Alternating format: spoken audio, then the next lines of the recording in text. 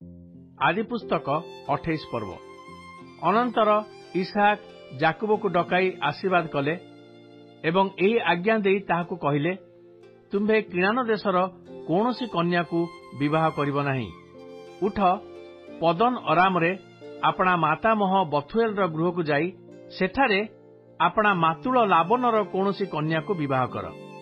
सर्वशक्तिमान परमेश्वर आशीर्वाद करी तुम्हକୁ नाना जनसमाज करिबा पई फलवंत ओ बहु प्रजावंत करंतु।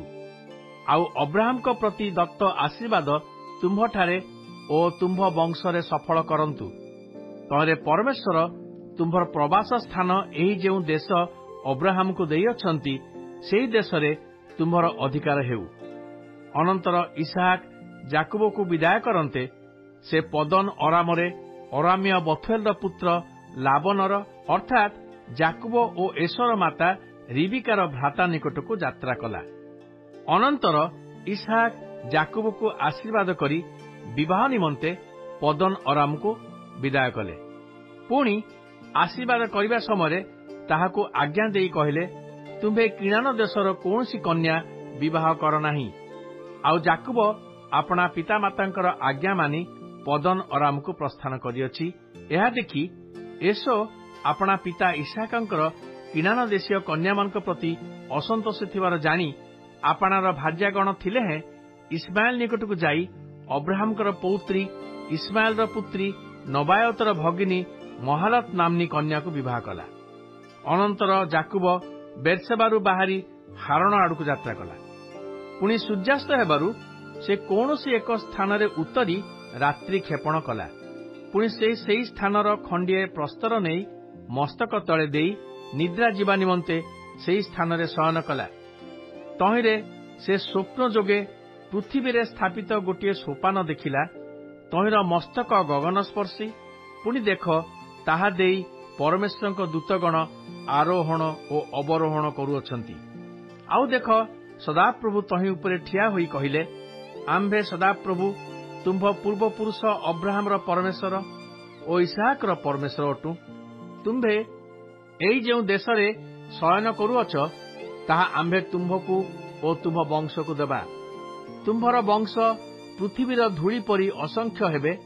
पुणी तुम्भे पूर्व और पश्चिम और उत्तर और दक्षिण चारिआडे वृद्धि पाइब। पुणी तुम्भठारु और तुम्भ वंश ठारु पृथ्वीस्थ जावतीय वंश आशीर्वाद पाइबे। पुणी देख आम्भे तुम्भर सहाय अटु। आ तुम्भे जेउ जेउ स्थान को जीव सेही स्थान रे आम्भे तुम्भको रक्षा करिबा और पुनर्बार तुम्भको ए देश को आनिबा। कारण आम्भे जहा तुम्भको कहिअछु ताहा सफल न करिबा जाए आम्भे तुम्भको परित्याग करिबा नाही। अनंतर निद्रा भंग हुअन्ते जाकुब जाग्रत होई कहिला, अवश्य एही स्थान रे सदाप्रभु अछंती, मात्र मु ताहा जानिली नाही। पुणी से भीत होई आहुरी कहिला, ए किपरि भयानक स्थान!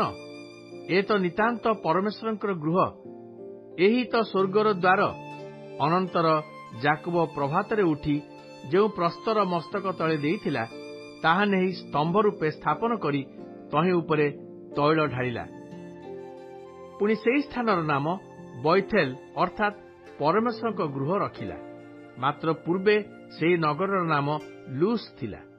आउ जाकुब मानत करी कहिला, जेबे परमेश्वर मोर सहाय हेबे ओ मोर एही जीवा पथरे मते रक्षा करिवे, पुणी आहार निमंते अन्न और परिधान निमंते वस्त्र देबे, आउ जेबे मु कुशल रे पितृगृह को पुनर्बार आसीबी तेबे सदाप्रभु मोर परमेश्वर हेबे। पुणी मु एई जो प्रस्तर स्तंभ रूपे स्थापन करिअछि ताहा परमेश्वरଙ୍କ गृह हेबो।